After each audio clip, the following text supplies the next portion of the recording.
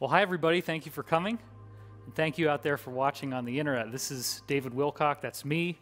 We're talking about my new book, The Synchronicity Key, which is a monumental effort of scholarship. It's got over 700 references in it.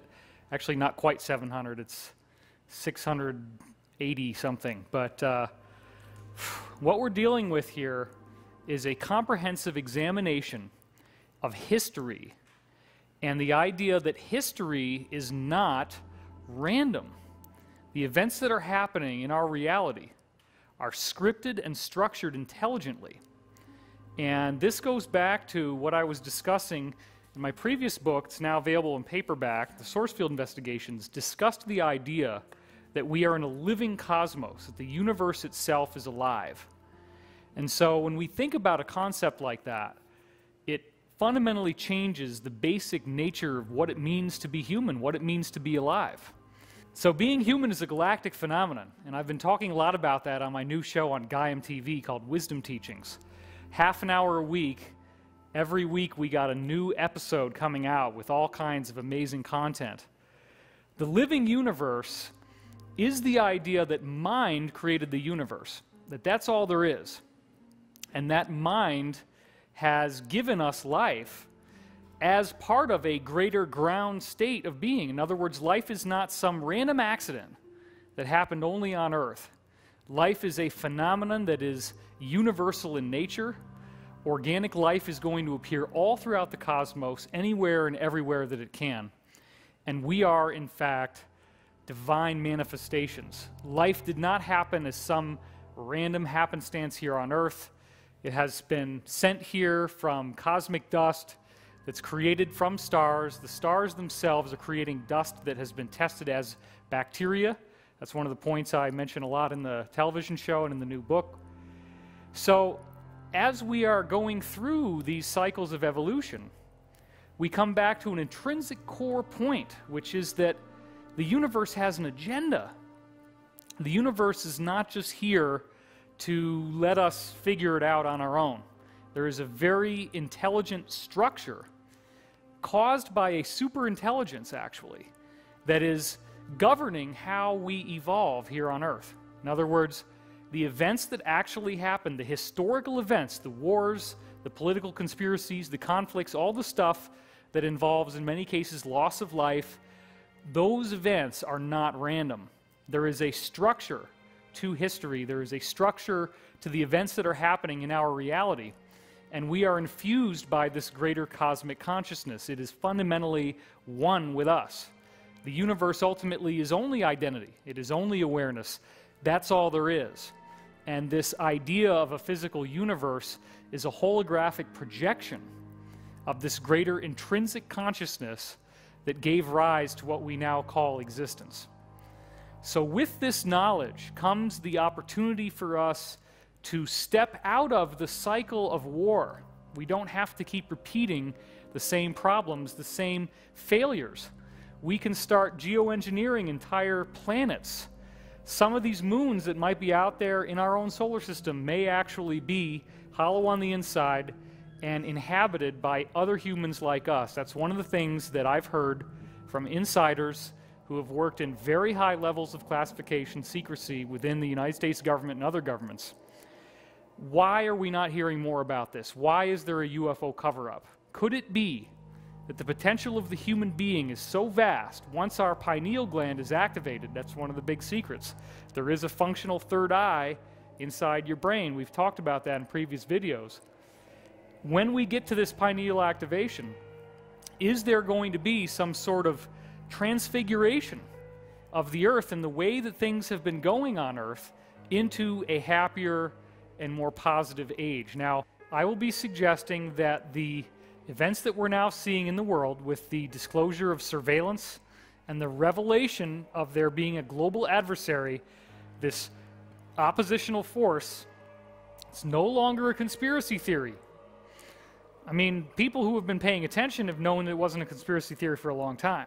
But now what's happening is you can't get away from this. Everybody knows, it's on all the newspaper headlines. This is a very serious development. It is a turning point, and the cycles of history tell us that. they tell us that there are points where empires collapse. There are points where tyranny falls apart. There are points where cover-ups are exposed. And that it is part of that hero's journey archetype where you have to go to the dark night of the soul and you have to seem to think that all of hope is lost, that the goal cannot be achieved, and only then you have the revelation of how to solve the quest, how to face off against the nemesis and achieve victory. And we are now seeing that critical tipping point happening on a global level where people are really freaked out about this stuff, but there is a happy ending that's going to come out of the whole thing. Now, 9/11 was one of the biggest mysteries I wanted to solve. I said, if history is repeating itself, then is there a cycle comparison for 9/11? And I rewound the clock 539 years, and my God, 539 years ago, within 6 days, there is a corresponding war in Europe called the Battle of Swicino that was the turning point in a much bigger conflict called the 13 Years' War. So this is how it works. This is the cycle science that's all based on this repeating blueprint. And I thought to myself, my gosh, this is such an original discovery. I'm so excited. I broke this through, or not. So then I go online, and I start looking at things, and I start looking at Masonic symbols, and I realize, my God, they knew that there was a companion star that we're orbiting through that has geometry. Now, if this black sun, which ultimately is not negative, okay, I'm saying this is basic, loving cosmos, celestial mechanics, we're orbiting this geometry, it will change our DNA as we go through it, and it's governing these cycles of time. That energy is driving us through the ascension process, and they probably inherited this, my supposition is, from positive extraterrestrials, and it all got contorted out of control and became something negative it was never intended to be originally. And again, it all comes back to the idea that the basic pattern that the black sun generates, which is, again, not negative, it's just celestial mechanics, a basic loving cosmos that's pushing us through ascension, generates this pattern, and we come into alignment with it at the end of the cycle. This is the providence of that symbol. This symbol literally shows you the conjunction that happens at the end of 25,000 years, which is encoded into this passage. The great order of ages is born again. And it creates a transmutation, a movement into the light body, which is what this prophecy actually said.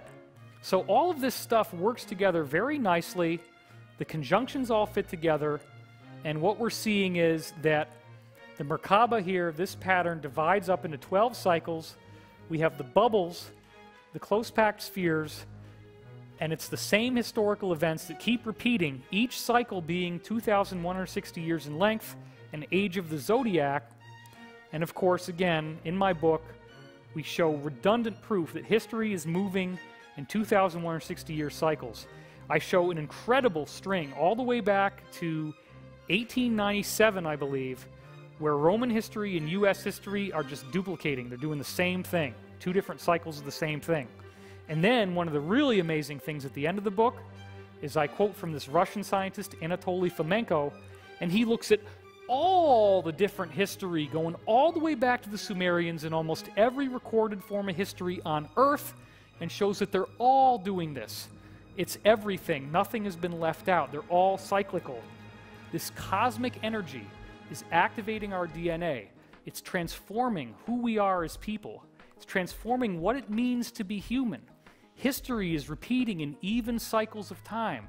And as it does, events keep repeating, guiding us through an intelligent blueprint of human evolution. We are seeing these events teaching us how to become more loving. The wars and atrocities do not need to keep repeating. They will be fulfilling this prophecy that we will ascend, that we will be transformed as we move through this energetic change in our solar system. It's all coming to a head right now in the year 2013, now that we're at the end of the Mayan calendar. All of these things are now being revealed to us. The positive energy is transforming the world, and so I encourage you to check out my new book, The Synchronicity Key. It's available all over the place, Amazon, everywhere. Thank you so much for watching. and have a good time. Thank you.